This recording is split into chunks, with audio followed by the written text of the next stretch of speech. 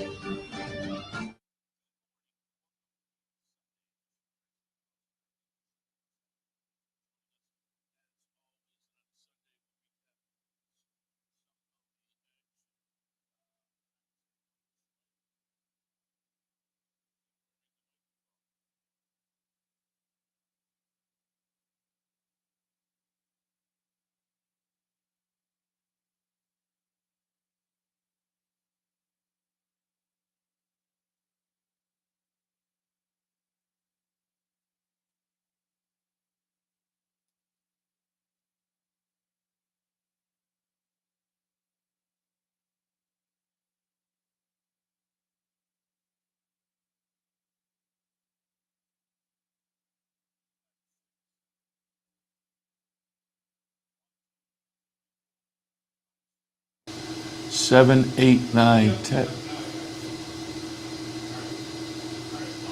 Yeah. Take two with audio, hopefully this time. Yes, welcome to Racing Across America on this Sunday morning. I am Seth Merrow. Thanks for joining us.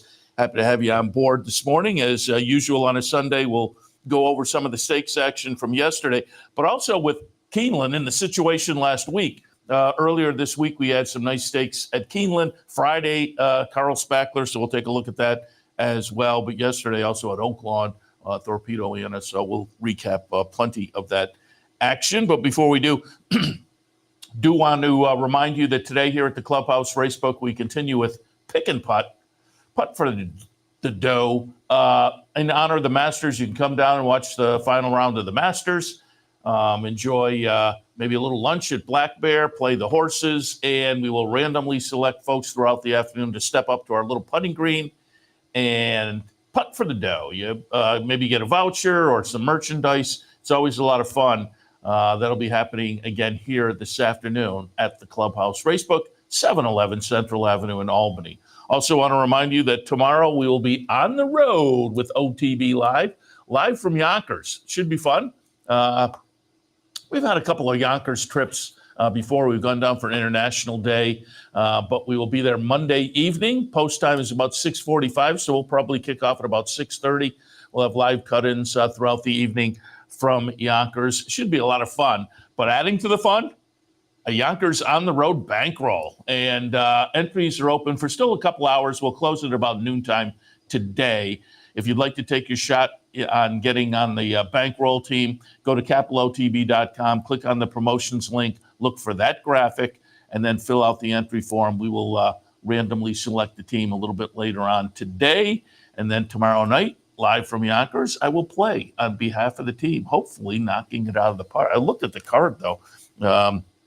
And since I don't play Yonkers super regularly, every once in a while, I'll jump in, but I'm not as familiar with some of the players as I would like to be. So we'll see how I do on the card tomorrow. I will note, though, you can always find free pass performances. If you're a Capital OTB Bets member, you can go to the website and pull up free pass performances, and that will include Yonkers for tomorrow. But if you go to the Yonkers website, I pulled up some nice Trackmaster Platinum pass performances free on the Yonkers website for tomorrow, Monday. So go print those up. Play along with us tomorrow night from Yonkers. It should be a lot of fun.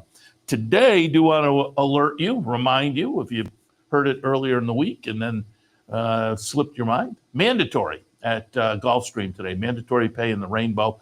I have not looked at the sequence, but I saw a Mike Welch article actually in the Daily Racing Form. Headline something to the effect of mandatory pay sequence is a little easier than usual. And sometimes these mandatories, there are a couple of skull busters in there, but take it for what it's worth. As I say, I haven't yet looked at the sequence, but Mike Welch said a little bit easier maybe than the mandatory is sometimes. So maybe you want to take a look today at Gulfstream and the mandatory in the Rainbow Six later on this afternoon. All right, let's get to it. And as I said, opening day for Keeneland was supposed to be a week ago this past Friday. It was supposed to be on the 4th That day, Friday and Saturday, were moved to Monday and Tuesday of this week because of inclement weather. So, and there was some nice stakes action both days that's worth taking a look at. And as always, I like to look at the stakes that are run on the weekends and think, which of these may come up in our neighborhood, come up to Saratoga. And I will say over the past week and into yesterday as well, I think a lot of these nice performances will play out with horses up at Saratoga, either the traditional meet or maybe we can expect some of them Belmont Stakes weekend as well. And certainly one that I will not be surprised to see up at Saratoga at all. Ran Monday in the Lafayette, $400,000 for 3-year-olds sprinting 7 furlongs. A lot of folks were looking forward to this. Colloquial, who 2 starts so far. The first start of the career was in June of last year, just missed behind Menti, talented runner, and then came back in February of this year at Aqueduct and won spectacularly with a 106 buyer. Finished in front of 1,900 that day. I believe an Adelphi runner who came back and they were happy with that one a couple of weeks ago. That one came back to subsequently win, flattered Colloquial. But Colloquial wound up in the Lafayette on Monday. And, off the big number, folks were excited to see. Went off at 35 cents to the dollar in a field of 5. Smokin' Wicked, nice horse from Dallas Stewart. 4 wins and 9 starts. Smokin' Wicked's the number 3 horse here, and Colloquial's the number 2. So you can see those two are kind of battling there mid-stretch, and then Colloquial does pull away. Chart margin winds up to be 2 1/4. The buyer, however, 88. So regress certainly from that nice 106. We'll see what's in store for Colloquial. I mean, there have been those horses over the years that have tossed, kind of eye-popping numbers, and then it just subsequently didn't live up to that number, maybe had okay careers, but didn't necessarily live up to the big number. We'll see what the future holds for Colloquial. But again, being a George Weaver trainee from Starlight and Company, being New York-based in the first couple of starts, I would certainly think the possibility is there to see what this one has to offer up at Saratoga. Again, either the Belmont meet, the short Belmont Stakes meet, or more likely a traditional portion of the schedule up there. But Colloquial does come back, goes back-to-back now with wins, and nice-looking wins. I mean, how fast was he supposed to go? He won it pretty easily there, but the number did go back. And the number matched the career debut. The career debut near miss was an 88. And then that follow-up 106. So, the 88 the other day matched up. And we'll see if maybe the big triple digit, we'll get a better read on him next time, whether that triple digit was a little bit of an aberration or he can bounce back and get closer to that. Also, so that was the Lafayette on Monday. Also, the Transylvania on Monday was for the 3-year-olds. On the turf, and Monday, this was the only one on the turf on Monday, I think. Or was it Sunday that there was only Monday? Yeah, okay, I'm being told from the control room. So they ran the stake on the turf.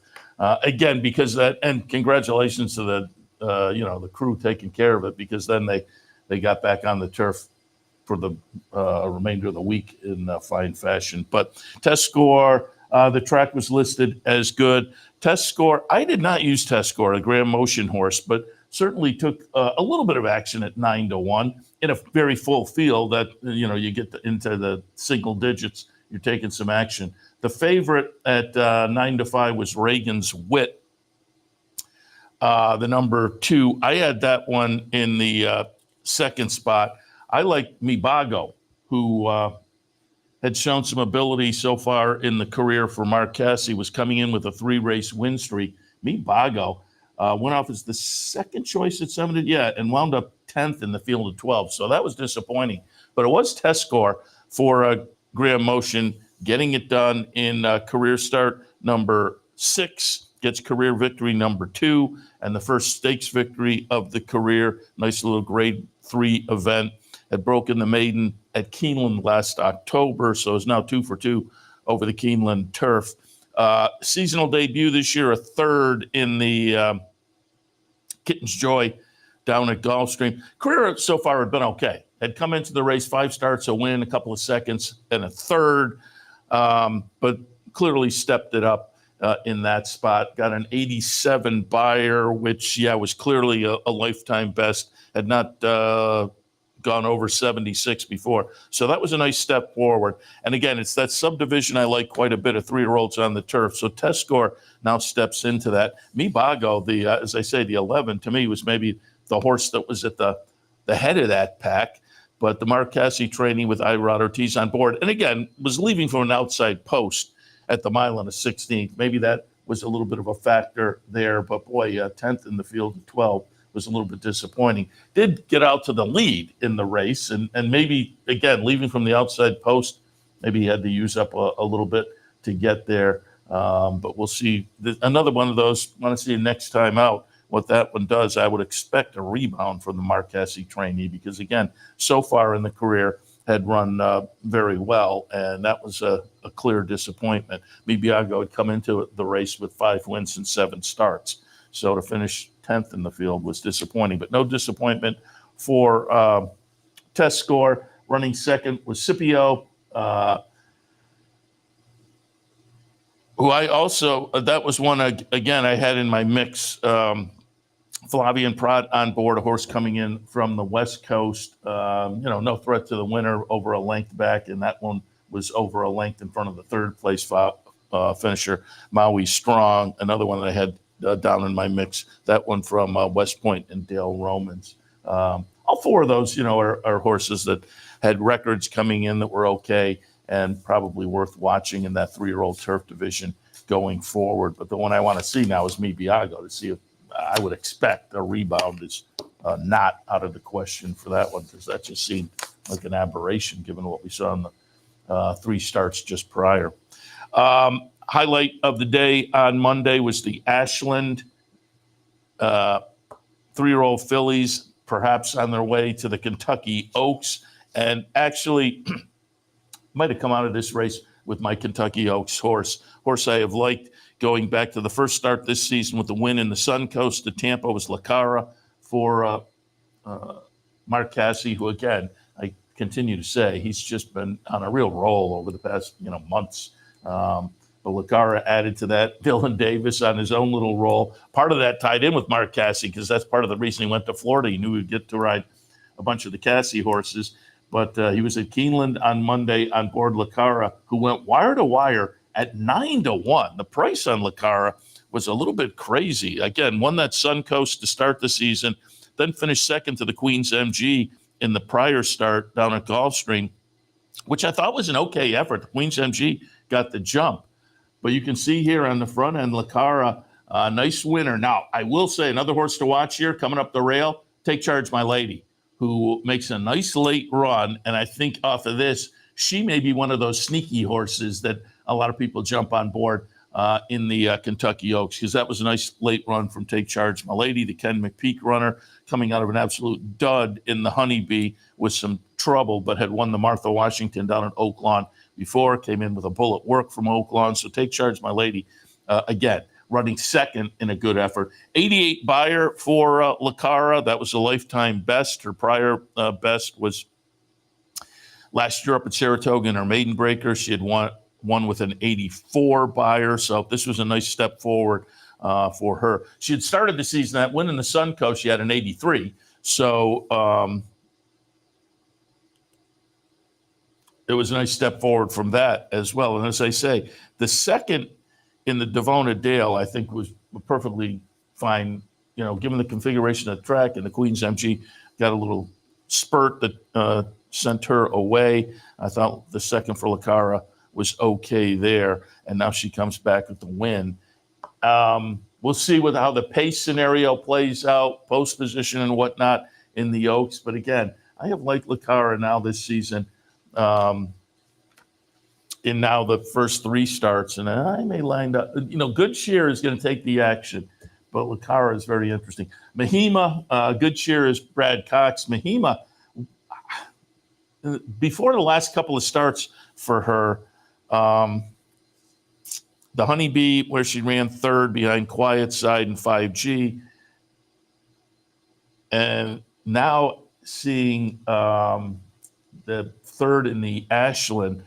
Mahima, as I understand it from Brad Cox, is also off the trail. I don't know whether that's totally official, but I wouldn't be surprised after the 2 third-place finishes. But again, what we saw from Mahima last year as a 2-year-old, I undefeated in 3 starts, including the Demoiselle. It seemed like she was maybe at the top of the class of the Brad Cox 3-year-old fillies. But now with her last 2 performances, that's clearly not the case. Good Cheer is at the head of that class, and deservedly so. But again, Lucara maybe is the one that's interesting to me going forward in there. That Oaks, the numbers the fillies are firing, you go back to last week, the Santa Anita Oaks with Tenma, the number was a little light. The Gazelle winner, it was a little light.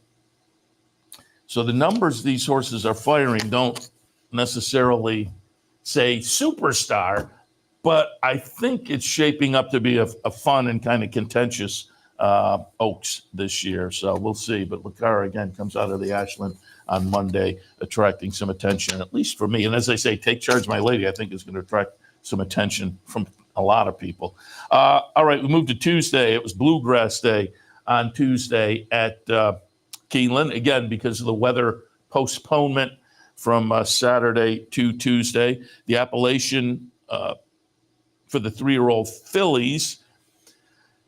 And a couple of horses in here. I was talking to Mike Callahan yesterday. Mike and I were part of the team that went up to Woodbine last fall for Woodbine Mile Day. Part of that weekend was the Natalma up there. We had handicapped the race in the morning. I like Nitrogen, who went off at 41-1 in that race. And about mid-stretch, I thought, I got this. And then got passed by Vixen, who Mike Callahan liked. And for a few strides, it looked like Vixen was going to win the Natalma. And then we had Ron Gierke, I think it was Ron Gierke we had on in the morning, who liked the eventual winner there and one more time. So if you'd kind of taken the 3 that we had picked in the on the morning shows, you might have wound up with a nice little triple. But again, I like Nitrogen, a close-up 3rd in that Natalma, and then goes into the Breeders' Cup Juvenile Turf Filly, goes off at 49-1. I like the horse that day, runs 3rd again. Subsequently, comes back in the 3-year-old season, wins the Ginger Brew and the Florida Oaks at much shorter prices. So I scored, but I didn't get the same thrill as those 240-1 tries with Nitrogen. I was back on board her again on Tuesday, and it is Nitrogen and Vixen. They're both Marquesi trainees, and they run 1-2, so it's a Marquesi exacta in here. Fionn runs 3rd, but Nitrogen at 6-5 gets it done under Jose Ortiz. His brother Irad is on board Vixen, and you can see it's a pretty facile victory here. 2 1/4 lengths. Vixen's a length and a quarter in front of 3rd. They were the top 2 choices. The Cassie exacta brings back a modest $8.08. 87 buyer, so it was a nice number. That was a lifetime best buyer. Her best buyer before that was the Florida Oaks win over at Tampa, so stepped a couple of points up from that. That was an 85.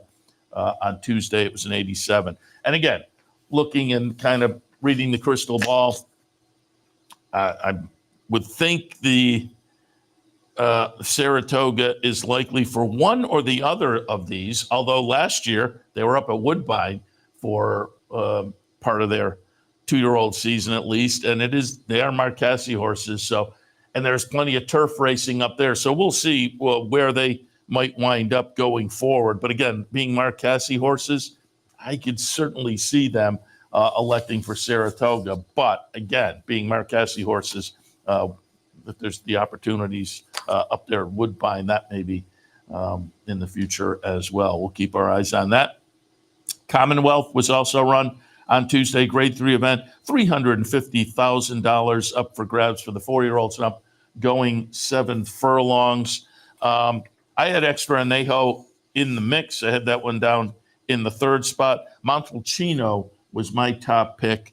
So my 3rd pick gets it done over my top pick in here. Montalcino winds up 2nd and was the 7-5 favorite with the betting public. Montalcino's the number 2 horse. Extra Anejo, again, who I thought was certainly playable coming off a win at Churchill to end last season, but that was back in September. However, had some nice workouts, including a March 20th bullet that said could be ready. Extra Anejo, again, you can see in the nice late run, Steve Asmussen runner gets up over Montalcino. Cherie DeVoe runner. Nice performance for both of them. Montalcino relatively lightly raced with only 4 starts coming in. 3 of those being wins and 1 second. So now 5 starts, 3 wins, 2 seconds for Montalcino. And Extra Anejo, a little more experience. He had 4 wins and 8 starts coming in. So now 5 for 9. You always have to appreciate when horses can hit a 50% mark or better in their career. And that's the case for Montalcino, or that's the case for Extra Anejo. And again, being a Steve Asmussen runner, wouldn't be surprised to see that one up at Saratoga. But being a Steve Asmussen sprinter, as we'll see, maybe wants to avoid some spots for other Steve Asmussen runners that may come to Saratoga. So we'll see where those horses wind up. But an Extra Anejo, Flavien Prat on board for Steve Asmussen and winds up with a 97 buyer lifetime best. The prior best was a 96, so inched ahead of that. And it was also just a nice start to the 5-year-old season. As a 5-year-old with 9 starts, this is a lightly raced 5-year-old. And again, hadn't been seen since a win at Churchill last September.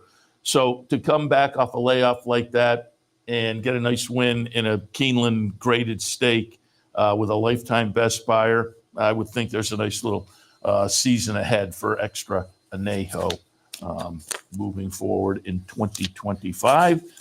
Also on a stakes-laden Tuesday, Monday and Tuesday were fun with Keeneland in the mix and graded stakes action on a Monday and a Tuesday.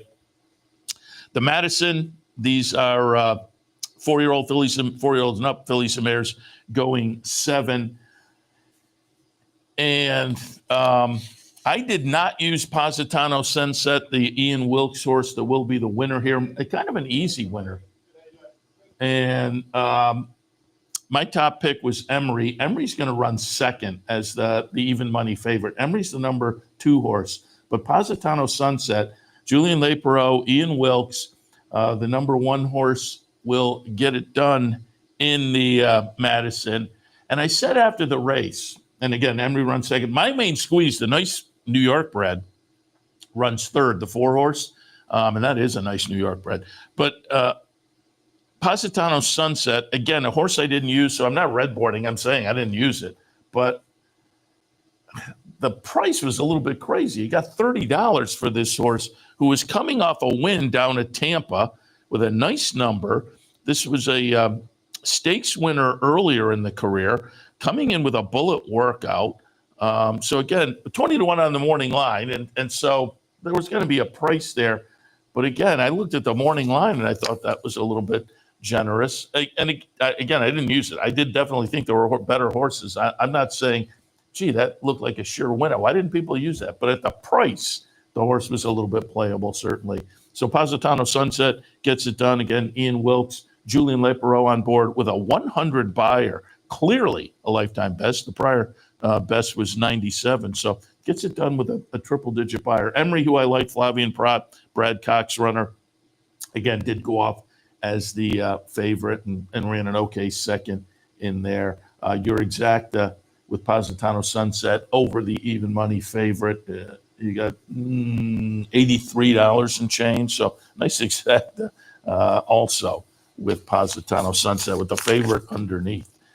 And again, being an Ian Wilkes horse, I would think Saratoga, I'm just looking to see. Yeah, ran in the Ballerina last year, so I would think Saratoga is certainly a possibility for that one as well. Another one on the card on Tuesday down at Keeneland, the Shakertown. This one for turf sprinters, 3-year-olds and up. And another one where I did not use the winner, Think Big. Ben Curtis on board. Ben Curtis is a jockey that is worth taking a look at. It seems like he's getting on a little bit of a roll if you're playing venues where Ben is riding. But Think Big gets it done in here and looks pretty good doing it. I like Coppola. I was a little bit disappointed. Coppola wound up 5th at 7-1. I was a little bit surprised at the morning line and the off price for Coppola, but the betting public was right there with the 5th place finish. But number 11, Think Big, you can see here, coming. We'll get up by half a length over Rogue Lightning. Iman runs 3rd in there. And for me, I whiffed in that race. Again, I like Coppola. I liked a couple others that didn't offer much of anything. But a 10-1 Think Big gets it done. And gets it done with a triple-digit buyer, a 100 buyer. Mike Stidham, Ben Curtis, came up from some nice races at the fairgrounds. Most of the races in the career had been on the dirt. But the two turf races were both turf sprints, and they were both wins. So this horse was another one that was playable at the price, perhaps. Another one I didn't use in my mix. But you also got a nice jump forward with the buyer. The previous lifetime best 94 shot a 100 buyer on Tuesday. So Think Big player now in that. I talk about it often. I think it's a little bit of a specialty, not just turf sprinting, but turf sprinting on the stakes level. And Think Big now steps into that division or subdivision very nicely. And finally, on Tuesday at Keeneland, the highlight of the day was the Bluegrass. I took a shot with River Thames, the Todd Pletcher runner that started the career with 2 really nice wins down at Gulfstream. And then about mid-stretch in the Fountain of Youth, I thought was going to go 3 for 3 and win the stakes debut fairly easily. Again, mid-stretch, it looked fairly easily. And then Sovereignty unleashed that big late run and just got by again in the Fountain of Youth. So coming off of that, I thought River Thames was interesting. But I had Burnham Square right underneath. That one ran 4th in the Fountain of Youth. And I did not think a rebound was at all out of the question. I used Chancellor McPatrick. Burnham Square and River Thames both ran well, certainly on Burnham Square. Chancellor McPatrick was very disappointing running last in the field here. Actually, there was a dead heat for 6th with Owen Almighty. They came out of the race, and Owen Almighty's connection said Pate Mile, which they had originally talked about after the win in the Tampa Derby. That's back in the wheelhouse now for Owen Almighty. But obviously, Burnham Square goes forward. Again, the number 3 horse here, Burnham Square goes forward. I think in absolutely the right way heading into the Kentucky Derby. East Avenue, nice rebound for East Avenue after a couple of duds in the Breeders' Cup Juvenile and the Risen Star. East Avenue, 2nd by a mere nose, just got caught there.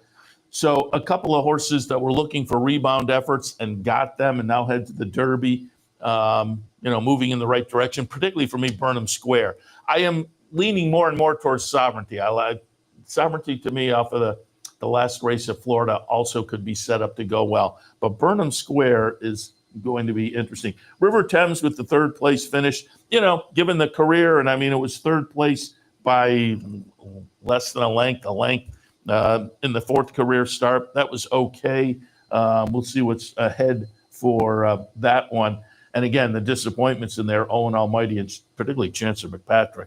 We'll see what's on the drawing board for that one. And again, Owen Almighty. They came out of the Tampa Bay Derby at Brian Lynch.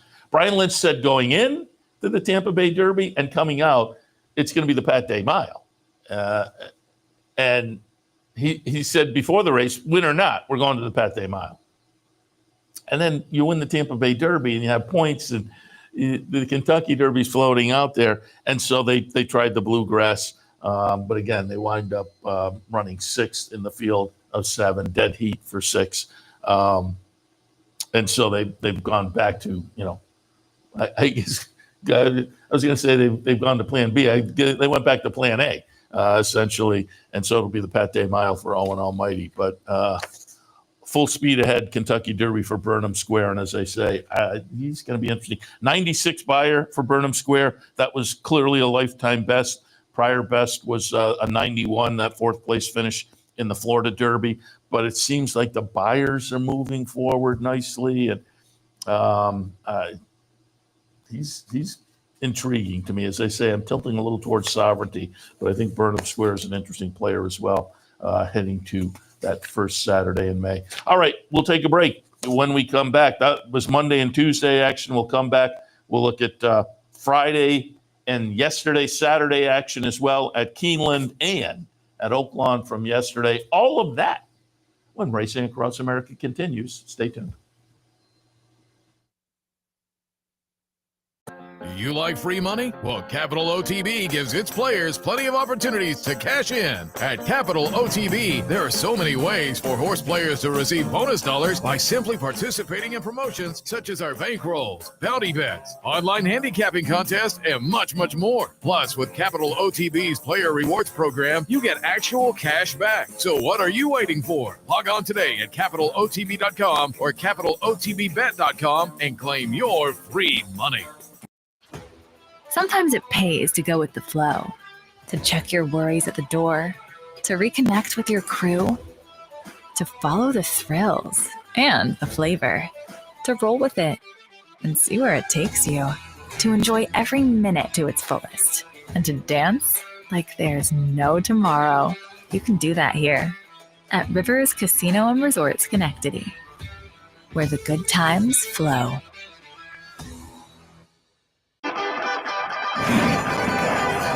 Want to get your career in horse racing off to a fast start? Well, the University of Arizona's Racetrack Industry Program is your winning ticket. The Racetrack Industry Program has served as a springboard to some of the industry's most successful individuals, with a proven track record of job placement right out of college.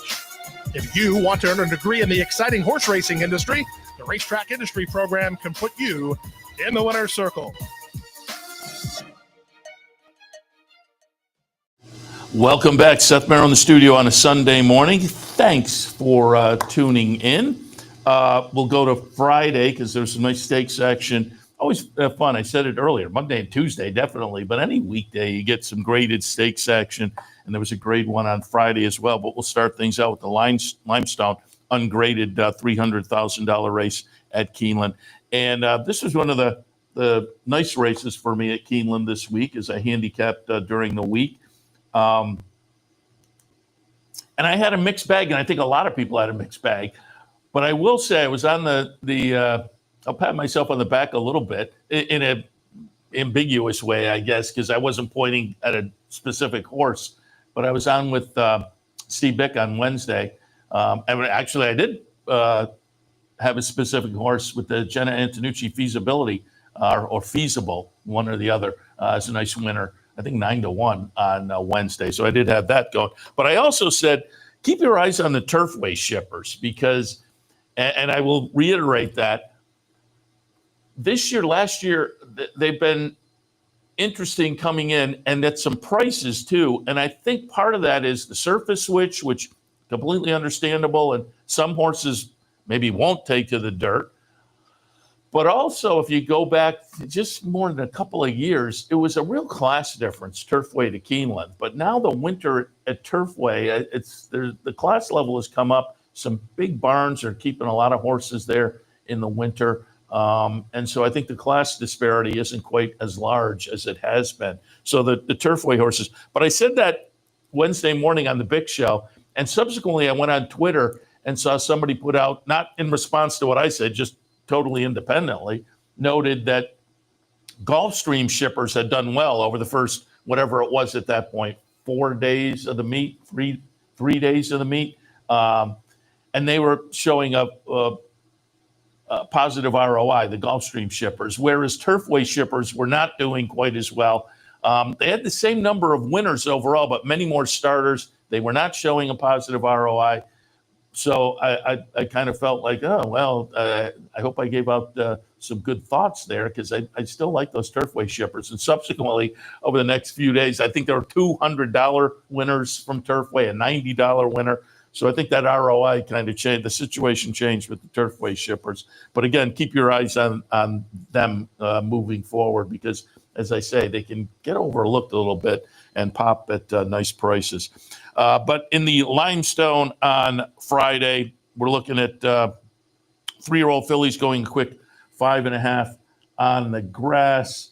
And as I say, this was one of the races where I felt pretty good, because I had She's So Spicy on top. Jose D'Angelo, runner coming up from Gulfstream and coming off a nice win in the debut on the turf in a turf sprint. First 3 starts of the career were dirt. They were all okay. Then moved to the turf last time, a turf sprint, and won nicely. So I jumped on board, as did Irod Ortiz, and She's So Spicy got it done. The betting public jumped on board as well at 2-1.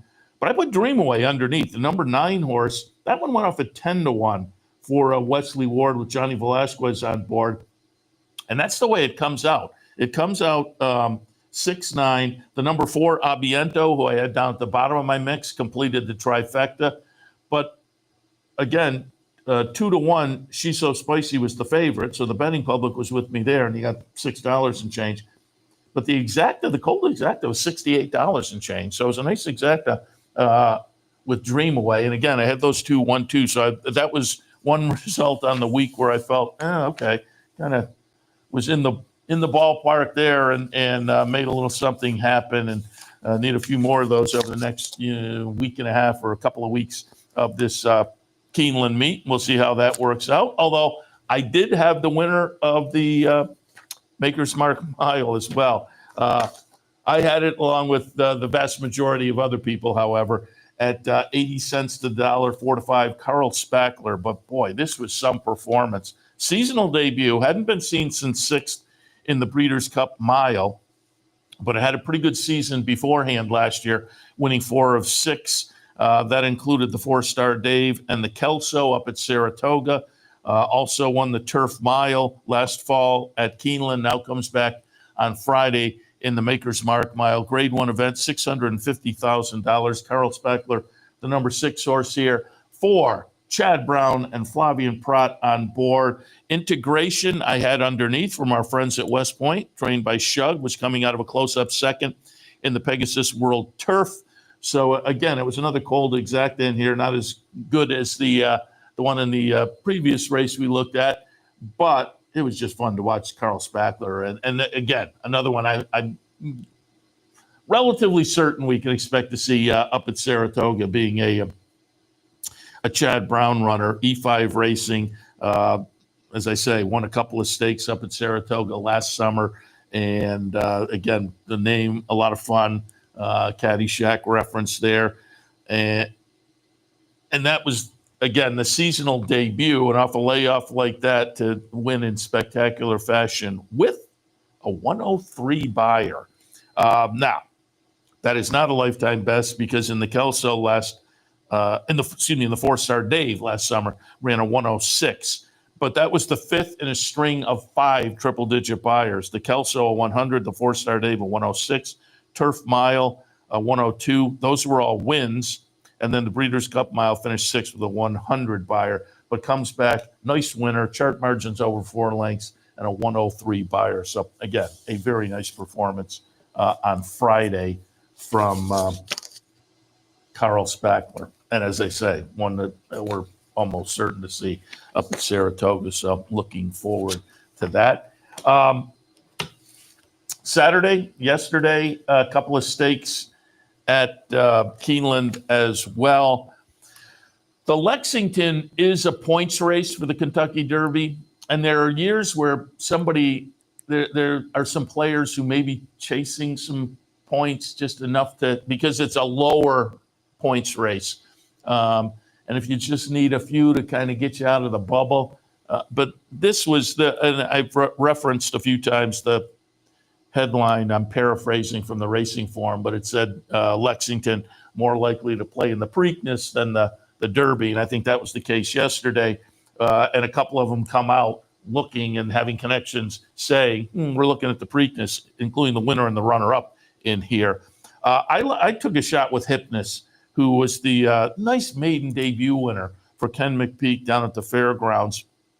Did it in a fashion that said he might have a good one here, and then followed up with a couple of seventh-place finishes in the Rebel and the Louisiana Derby, and Hypnus runs fourth yesterday. So I'm maybe off the Hypnus wagon at this point. Hypnus is the number 8, who just before they got to the top of the stretch looked to be in contention, but you can see there the 8 is kind of not offering up a whole lot in fourth. But it is Gosker getting it done. Irad Ortiz, Brendan Walsh, nice win here. Bracket Buster, Manny Franco on board for Vicky Oliver, gets second. And Prater for Chad Brown, local connections involved there as well. Bill Lawrence and company. Prater coming off a couple of nice wins to end the season last year in New York, and the seasonal debut down at Gulfstream, runs third. That was his fourth start and the stakes debut for Prater. So I'll wait to make judgment there. Prater went off as the favorite. Gosker went off at 4-1, so you got a nice price there. And Gosker was coming in off a nice maiden breaker down at Gulfstream to start the season also. So Gosker winds up getting it done. And again, the connections come out of this. Brendan Walsh and company saying Preakness is possible. Though, it's one of those, let's see how the horse came out of it and we'll decide. But Bracket Buster also, Vicky Oliver said Preakness is possible for that one at 25-1, runs a decent little second after having led much of the way. Bracket Buster owned by BBN Racing, and I'm reasonably sure, I meant to Google it last night. I'm reasonably sure that's the group that had a horse with Vicky Oliver in the Derby a few years ago, and Jim Boeheim was involved. And I think one of the big Syracuse basketball boosters who's friendly with Jim Boeheim is involved in this group, I believe, and brought Jim in. I don't know whether Jim Boeheim is still involved in BBN, but he was in that one horse at least. And it is interesting to know the name, obviously, but that one by Vekoma may be headed to the Preakness again, as is potentially the winner, Gosker. Irad Ortiz, Manny Franco, a couple of New York-based riders getting the exacta finishes there down at Keeneland and Lexington yesterday. And also at Keeneland yesterday, Grade 1 action and controversial Grade 1 action. And I will weigh in on the controversy because it'll be Choisia getting it done here under Luis Saez. But a nice late run.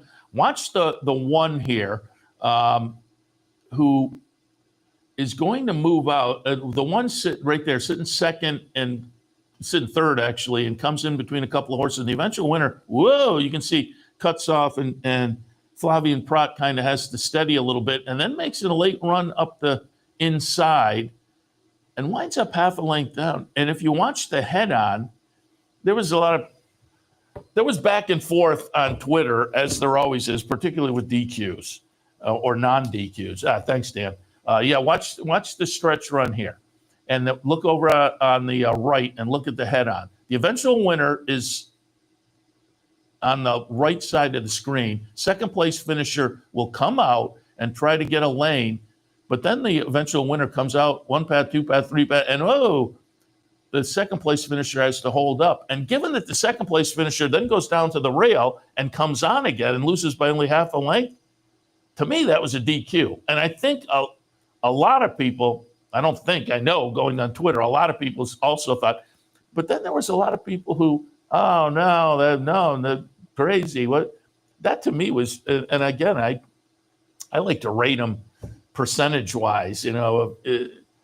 When I look, I say that's a 50-50 or 75-25 for a DQ, 80-20 not DQ. This one to me was in the 90-10 range for the DQ. I think he clearly impeded the place horse, who then came on again to be right up there. So I'm surprised it wasn't a DQ.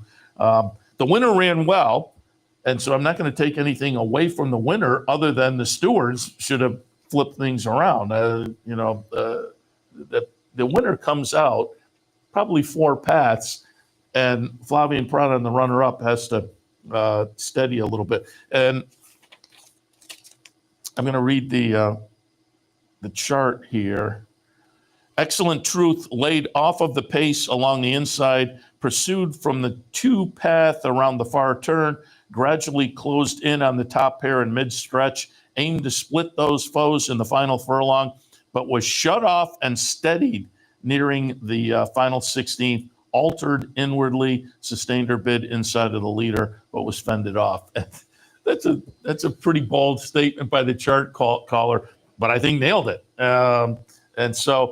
And I also bring this up because I am going to sympathize with our patrons on the bankroll team who went 4 for 5.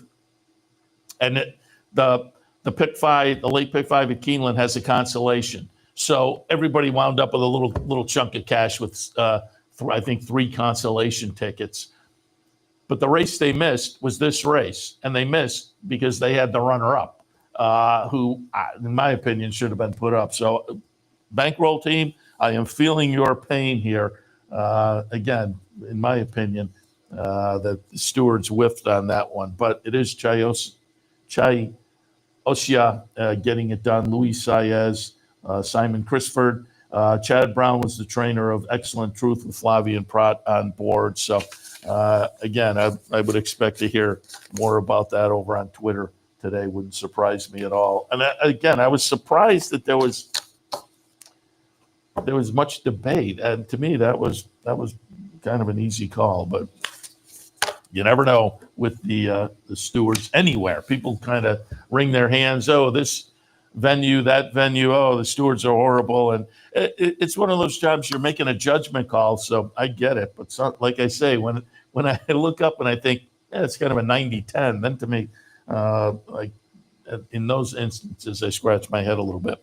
All right, let's take a look at finally some of the action from yesterday at Oaklawn, because there were 2 really nice performances. And again, 2 nice performances that are likely to play out with horses heading up to Saratoga as well. The Count Fleet Sprint, 6 furlongs the trip, grade 3 event, $500,000 up for grabs. Booth goes off as the 2-5 favorite.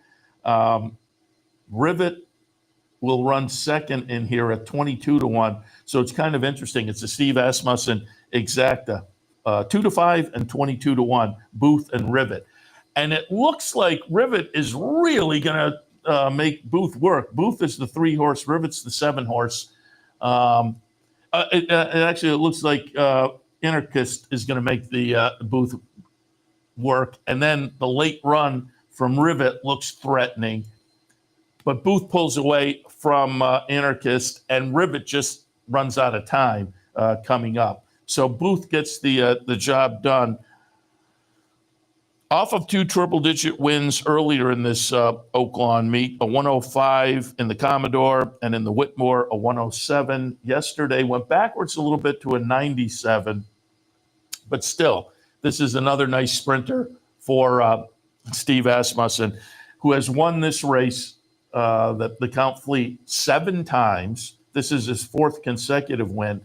One of the wins in this race back in 2019, Matoli, the sire of Booth. So it all comes around there. 2022, he won with Jackie's Warrior. 23, he won with Skelly. And Steve Asmussen won with Skelly in the seasonal debut on Friday at Oaklawn in an impressive performance. So he has really had a wealth of sprinters over the past few years, and Booth now adds to that. And again, being an Asmussen runner, I would think we'll see Booth up at Saratoga. And one I'm almost certain we'll see her working up in Saratoga at least, but I think we'll see her running. And some people have speculated, or not speculated, maybe more crossed their fingers. Whitney, perhaps, for Thorpedo Anna. be fun to see her face the boys again this year, certainly. But in a couple of starts so far this year, she has looked very good. Seasonal debut back in March in the Azeri with a nice win. And then Thorpedo Anna comes back yesterday in the Apple Blossom, goes off as the 1-5 favorite. I saw some interviews on Twitter. Maggie Wolfendale, who was down covering for Fox America's Day at the Races, was walking around the facility and getting comments from Thorpedo Anna fans, and she seems to have a legion of them. No surprise because, Ken McPeak has kind of put her out there as the people's horse. He's done a great job managing her on the track and off, and she looked very good yesterday again. She's going to be the number 6 horse here and kind of power away from this bunch. Chart margin at the end will be over 4 lengths. Again, the 1-5 favorite. Free Like a Girl, 13-1 runs second. Where's My Ring, who people thought would be a threat? Where's My Ring is the number 5 horse. Not so much a threat, running third as the 5-2 second choice. But Thorpedo Anna looking very good under regular rider Brian Hernandez. 93 buyer, which is kind of in the wheelhouse for her. She's got a couple of triple digits. That big performance in the Travers last year with the 111, where I had her on top, and I thought she was going to go by Fierceness and couldn't get by, but she came out of that with a 111, and then winning the Breeders' Cup Distaff, got a 100. So she has a couple of triple-digit buyers, but other than that, we're mid to high 90s. So she gets to 93. Again, how fast was she supposed to go in there? She won that pretty easily. Interestingly, Ken McPeak came out of it and said, again, it's the typical, we'll see how she comes out of it, but they're aiming for the La Troyenne Derby weekend. I think that's Friday. So they're 20 days out. And Ken said in one of the post-race interviews, that's a little bit different in this day and age, but if you know me, when my horse is ready to run, I run them. And if you watched Ken McPeak with some of his nicer stakes horses, that has been the case over the years. So we'll see. Again, it's one of those, let's see how she comes out of it, and then we'll make the final decision. But it looks like we may see her sooner rather than later in the La Troyenne Derby weekend up at Churchill Downs. And then, as I say, I would think, given what she did last year, we'll see her up at Saratoga as well. And it would be interesting to see if the Whitney was in the mix. And there's a number of horses that are being kind of talked about potentially Whitney. Well, when we talked to Safi down at Gulfstream, he's aiming for the Met Mile in Saratoga Belmont weekend. But I said, traditional meet would just, and he said, yeah, the Whitney. We'll certainly think about that. So that would be certainly a clash of titans, Wayne Barrio and Thorpedo Anna. But again, that's down the road a little bit.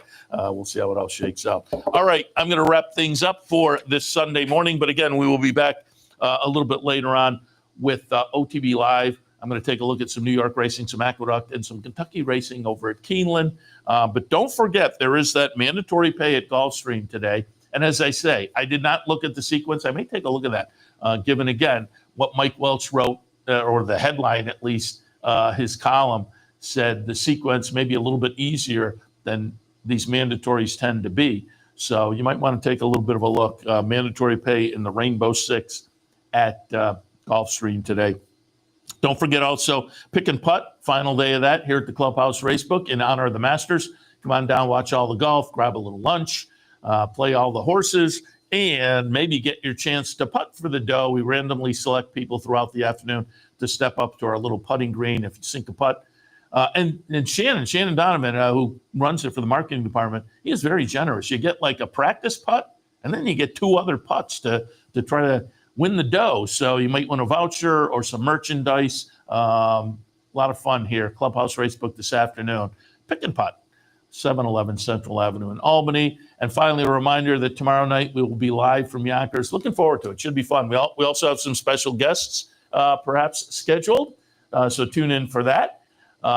First post is 6:45. We'll try to kick off about 6:30 or so, and we'll have live cut-ins throughout the day. And don't forget, There is an on-the-road bankroll as well. Entries are going to close in about an hour, about noontime. We'll wrap up the entries. Go to capitalotb.com, click on the promotions link, then look for that graphic, click on that, fill out the entry form, and you've got your shot to maybe make the team for our OTB on the road online bankroll. I'll be playing throughout the evening at Yonkers, where we will be live with OTB TV. Looking forward to it. Should be fun. And I'll remind you again, you can go to capitalotb.com always and get free past performances if you're a Capital OTB bet member. That's one of the bonuses.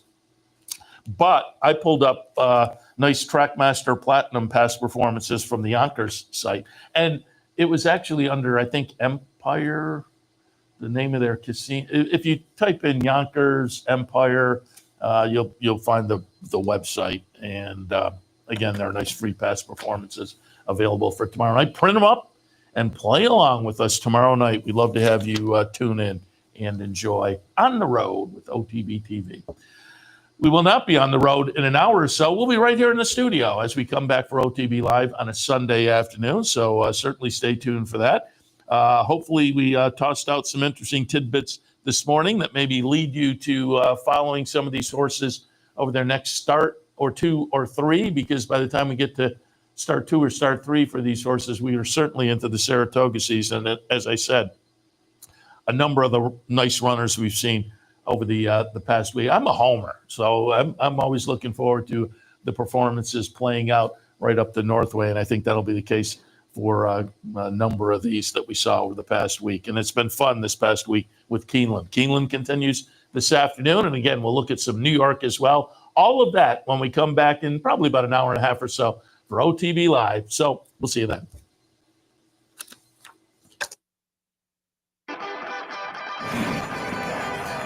Want to get your career in horse racing off to a fast start? Well, the University of Arizona's Racetrack Industry Program is your winning ticket. The Racetrack Industry Program has served as a springboard to some of the industry's most successful individuals, with a proven track record of job placement right out of college.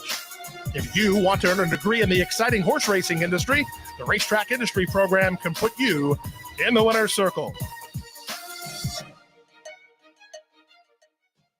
Haven't signed up for a Capital OTB account yet? Now's the time to take advantage of the sign-up bonus. Open up a new account with $200 or more, bet $400 by the end of the month, and receive a bonus $200 into your account. Plus, you can take advantage of everything an OTB account has to offer: wagering from any device, live streaming, racing info, past performances, online promotions, and more. Sign up today and take advantage of the new account bonus. Details at capitalotb.com. Sometimes it pays to go with the flow, to check your worries at the door, to reconnect with your crew, to follow the thrills and the flavor, to roll with it and see where it takes you, to enjoy every minute to its fullest, and to dance like there's no tomorrow. You can do that here at Rivers Casino and Resort Schenectady, where the good times flow.